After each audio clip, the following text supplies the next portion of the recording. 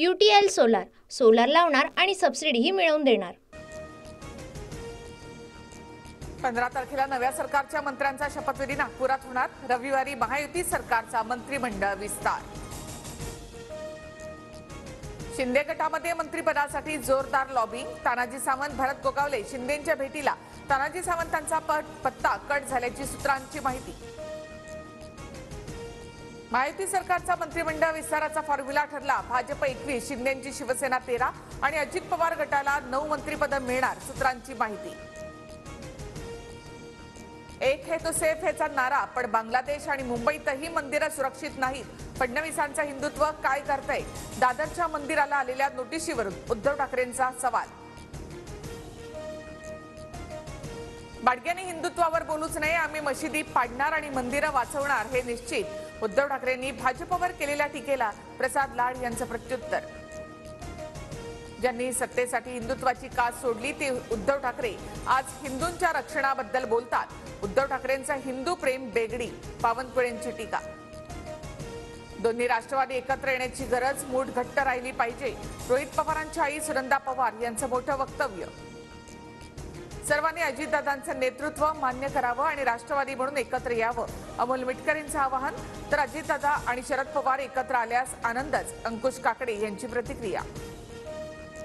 राष्ट्रवादीने एकत्र यावं ही दोन्ही गटातील पदाधिकाऱ्यांची भावना, मात्र आमची राजकीय भूमिका वेगळी, त्यावर वरिष्ठ निर्णय घेतील, सूरज चव्हाण यांची प्रतिक्रिया।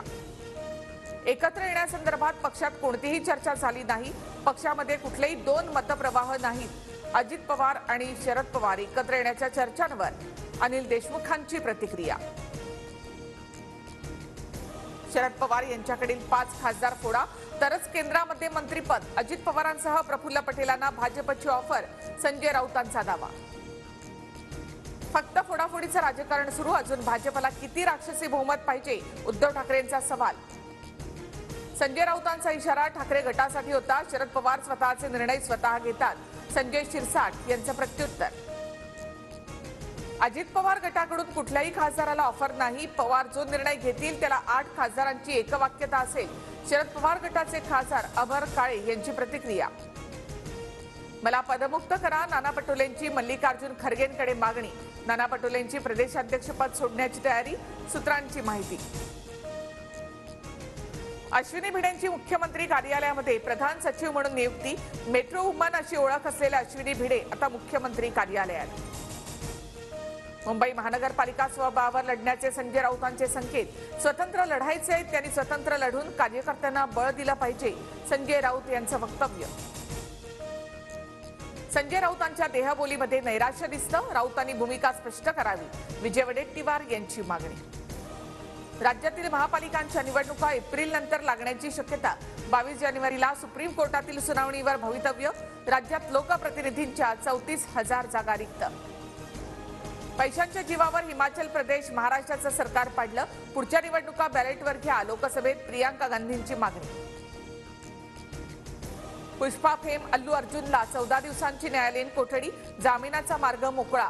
हैदराबादमधील थिएटरमध्ये झालेल्या चेंगराचेंगरी प्रकरणामध्ये अटक। मुंबईतील हवेची गुणवत्ता पुन्हा ढासळली। कुलाबा आणि कांदिवलीमध्ये हवेची गुणवत्ता वाईट, तर इतर भागातील हवा मध्यम श्रेणीत। UTL सोलार सोलार लावणार आणि सबसिडीही मिळवून देणार।